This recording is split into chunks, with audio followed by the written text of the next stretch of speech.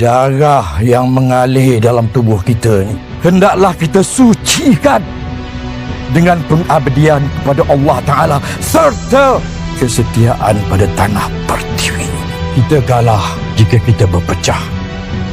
Kita kuat jika kita bersatu.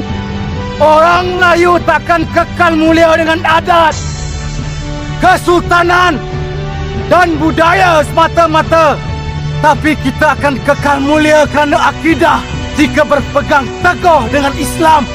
Di situlah letaknya kemuliaan orang-orang Melayu yang sebenar. Wahai saudaraku, Allah adalah kekuatan kita.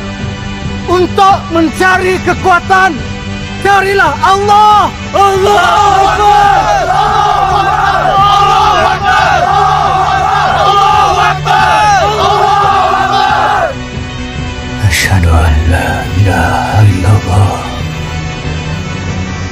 Asyhadu anna Muhammadar Rasulullah.